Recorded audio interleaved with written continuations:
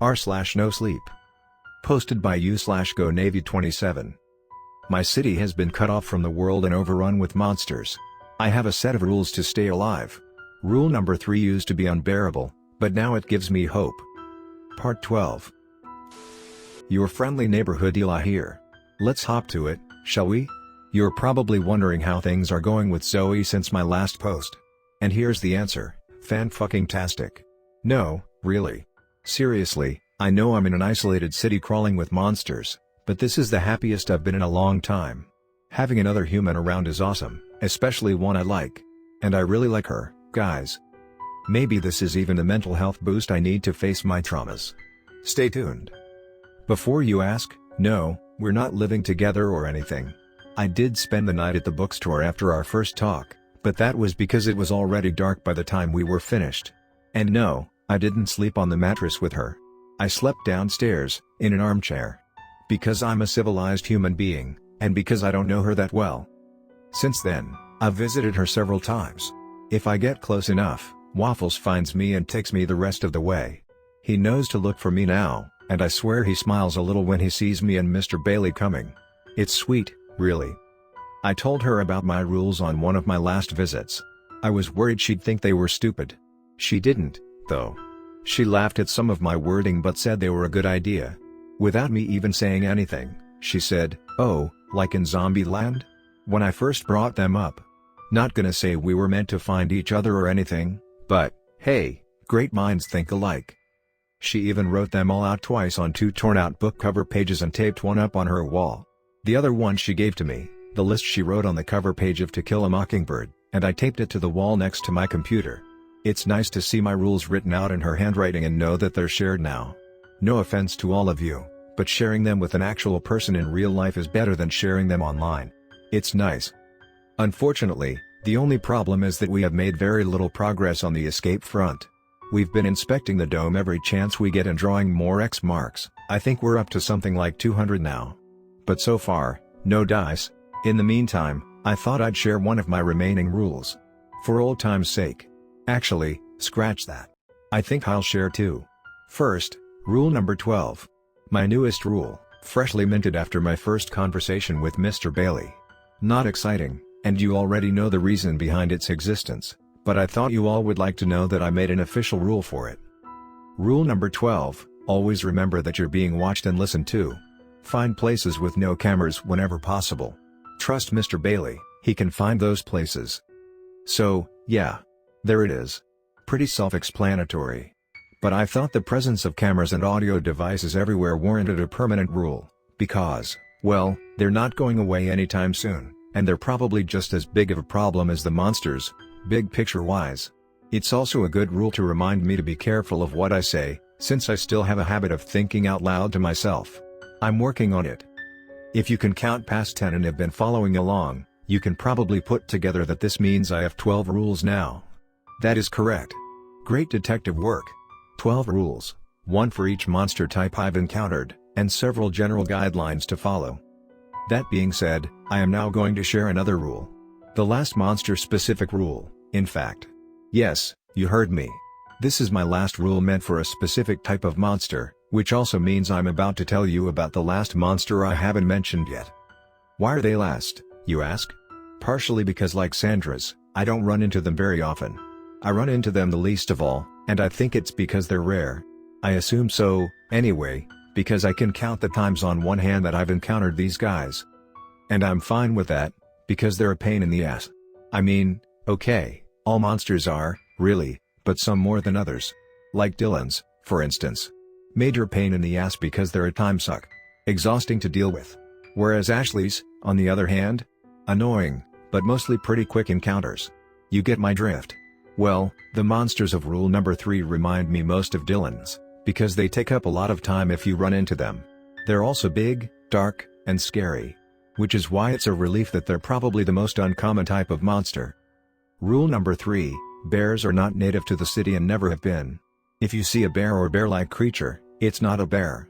Stand totally still and don't move a fucking muscle. I've also added an addition after talking to Zoe, but more on that later. First of all, I call them mics. As you can probably infer from the rule, They look a lot like bears, at least from a distance. There's really only one difference, the face. See, they have these big glowing green eyes and a tiny little round mouth, and that's it. No nose, no ears, no ordinary facial features that you'd see in bears. Just the eyes and round circle for a mouth, no bigger than a quarter. Well, at first, anyway.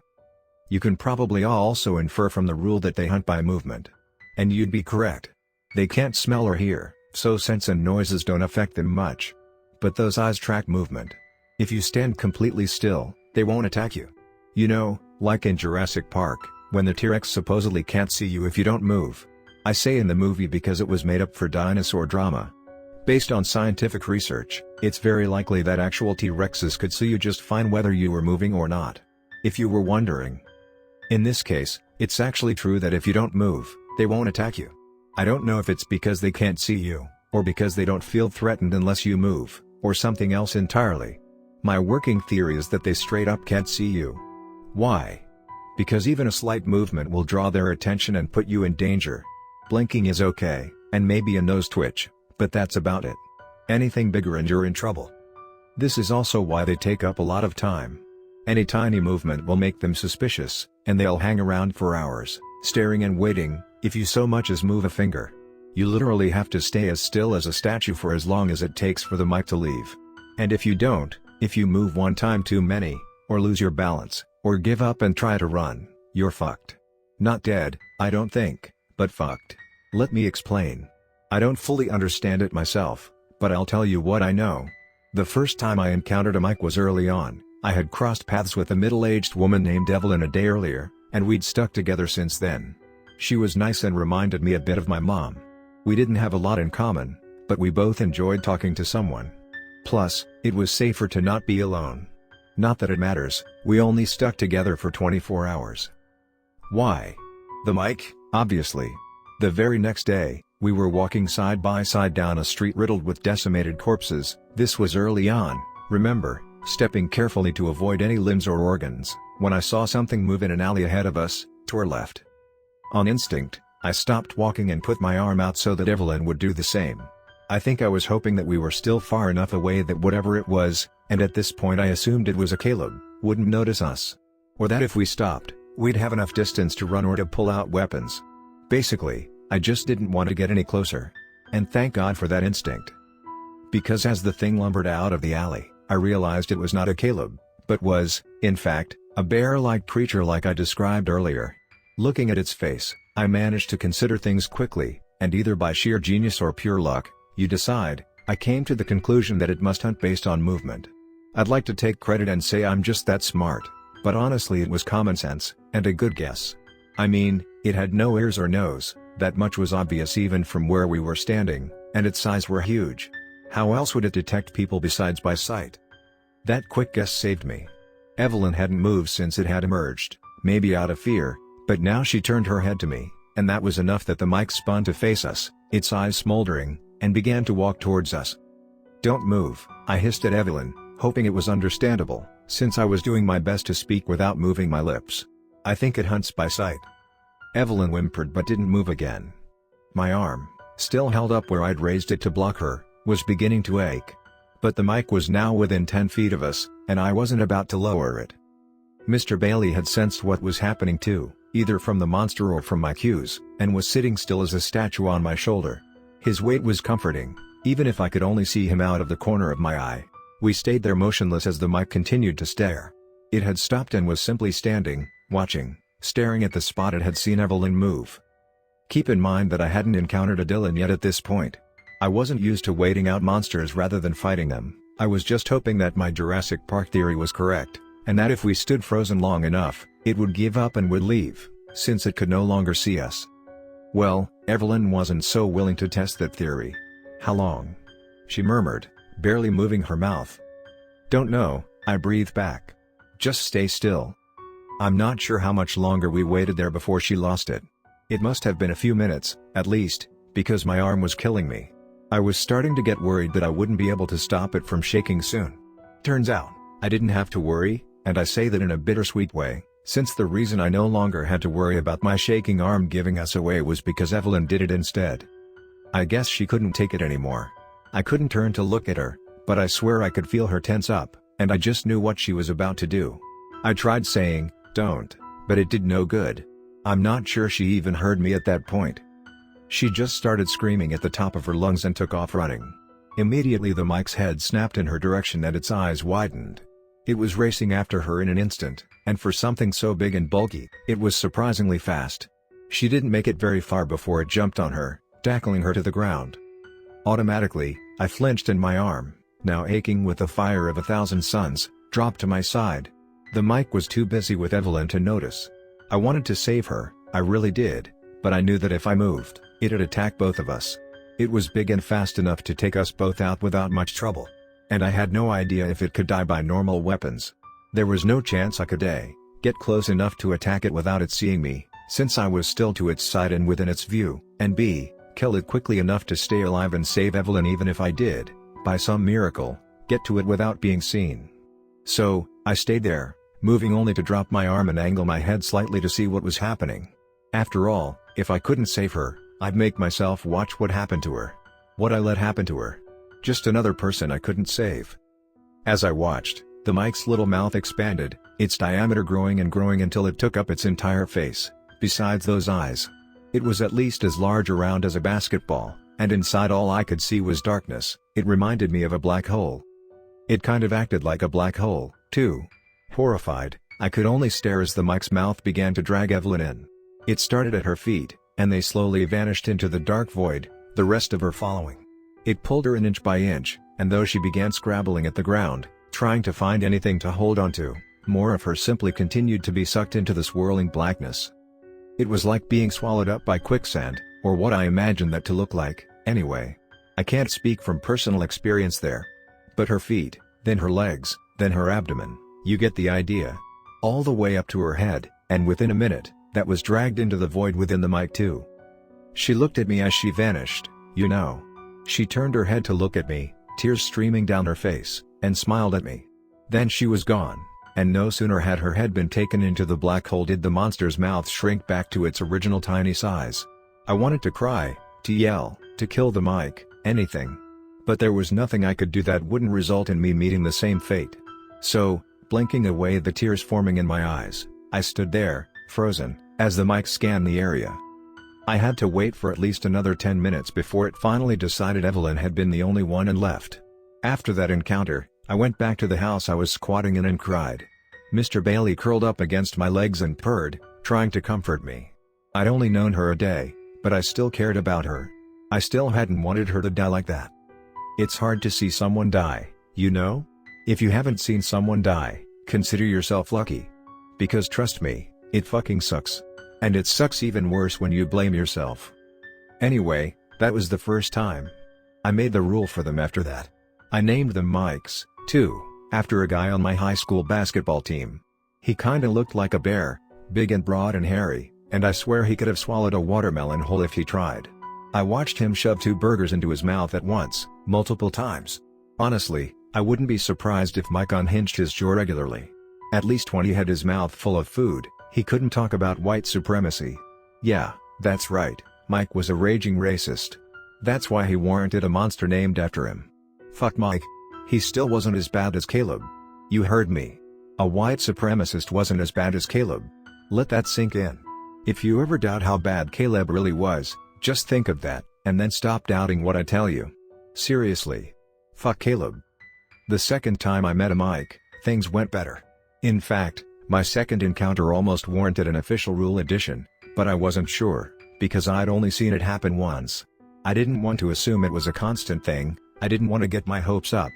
But after talking with Zoe, who came across the same results independently, I feel it's safe to make the edition official. Rule number 3, bears are not native to the city and never have been. If you see a bear or bear-like creature, it's not a bear. Stand totally still and don't move a fucking muscle. Addition, or, if you can get into its blind spot, do it, and save the people inside. See, the second time I encountered a Mike, it was just me and Mr. Bailey, as usual. It had been a few months. I came around a corner and there was a Mike, just lumbering across the street. Jaywalking, might I add. I froze, of course, but I wasn't quick enough.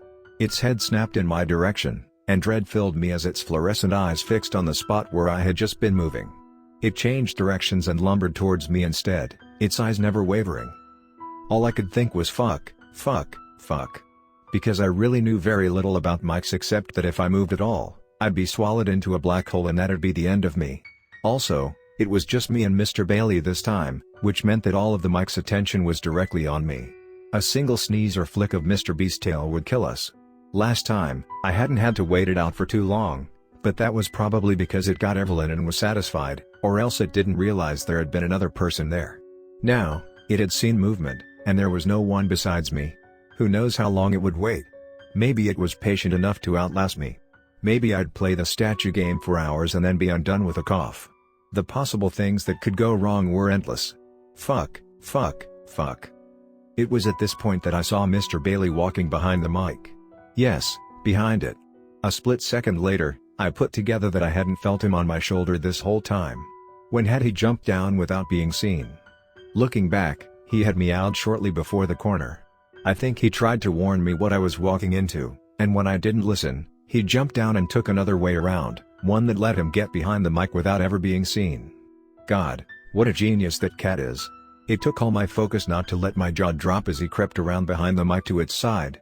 I could only move my eyes to follow, wondering what his plan was. He didn't keep me waiting long to find out. Suddenly he ran into its peripheral vision. As soon as the mic's head snapped in his direction, Mr. Bailey took off sprinting. The mic gave chase, and while it was fast, Mr. Bailey could hold his own. With its back to me, I took the opportunity to look around for weapons. I was next to a row of houses, all with wooden fences. Several of the fences were broken and smashed, leaving long, jagged pieces of wood strewn about. Not quite wooden spears, but not a bad resemblance to them either. I'd worked with worse. As quickly as I could, I searched through the fragments of sharp wooden pieces to find long, spear-like ones. I spent a week nursing the splinters in my hands afterwards. Splinters don't seem bad, but man, when you get several in all your fingers, they're fucking brutal. I do not recommend feeling up large piles of jagged fence pieces. Luckily, I managed to find two that would do the trick, about 5 feet long, sharp at the end, not heavy. And then, one in each hand, I took off after Mr. Bailey and his pursuer. I could see them down the street a bit. Mr. Bailey took a sharp turn and headed into an alley. I had to hurry, I knew it was a dead end. Mr. B was risking himself being sucked into a black hole to help me corner the mic and get a good position for an attack. I can never begin to repay that cat for what he's done for me. Seriously. If we ever get out of here, he's living like a king for the rest of his life. I sprinted faster than I ever have to make it there in time. I got to the edge of the alley and could see Mr. B backed up against the wall, his back arched, hissing, as the mic walked closer. I was behind the mic and couldn't see its face, but I was sure its mouth was widening, revealing that awful dark expanse. At that moment, I wished it could hear, because I channeled my inner Molly Weasley and yelled, "Not my cat, you bitch," as I threw the first makeshift spear. Not to brag, but maybe I should have gotten into javelin throwing, because the throw was a damn good one.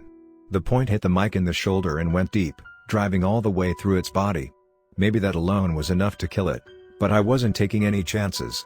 This time I yelled, "Fuck you," as I threw the second spear. The mic turned its head around to face me, its eyes smoldering above the gaping black hole, but it was too late for it to respond. The second wooden spear made contact on the back of its neck and drove straight through its throat. I don't know what I expected, but it wasn't what happened. Instead of it collapsing to the ground or something, the black hole opened ever wider, and out of it started tumbling people. First a man, then a young woman, then another guy, one after the other. People started spilling out. It was like vanishing into quicksand, but in reverse. The alley was starting to get crowded by the time I watched Evelyn appear. Her head, then her torso, then her legs, and there she was, gasping on the ground. A few more came after her, and then I watched as the black hole continued to grow until it enveloped the entire mic and my spears. R.I.P. my spears, I miss those bad boys. Everyone who had just been spit out, and me, backed up. But it turned out we didn't need to. Instead of sucking anything back in, it simply collapsed in on itself all at once, sucking itself in, and then it, and my spears, and the mic, were gone, leaving no clue that a bear-like creature or its internal void had ever existed. I'll save you the confusion and hugging that followed. But after talking to everyone, it seemed that they had all been swallowed by this mic, and when I'd killed it, they'd all been released from the darkness inside it, starting with the last to be eaten, all the way back to the first person the Mike had ingested. So, yes, it was the very same Mike I'd encountered originally with Evelyn. It may have won the first victory, but I won the war. Take that, sucker. Evelyn and the others had no idea how long had passed. All they remembered from the time inside the Mike was floating in a black void. Evelyn said it could have been a few minutes or years, and she wouldn't have known. The easiest way for her to tell it had been months was that my hair was longer. If you're wondering, I didn't stick with her after that, because it turned out that one of the people swallowed earlier by the same Mike was her son. They hadn't been together when the monsters descended, and she'd never known what had happened to him, but they were reunited in that alley. She thanked me and gave me a hug, and they left together. One by one all of the others left too, some with words of thanks, some with handshakes, all with gratitude. I gotta tell you, that was the best I'd felt about myself in a long time. I'm sure most of them are dead now. Probably for good this time. It's been 6 months since then.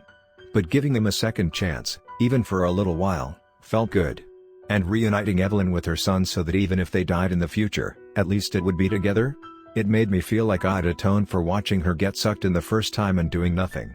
Still, I didn't add it to rule number 3, because I wasn't sure if all the people inside were always freed when you killed a Mike, or if I just got lucky somehow.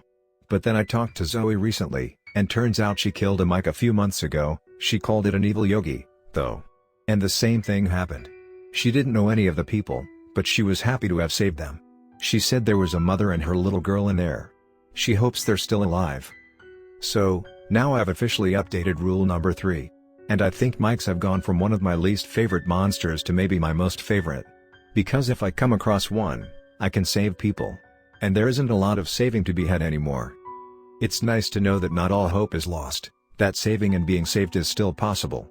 Here's to hope in even the most unexpected places, like bears and black holes.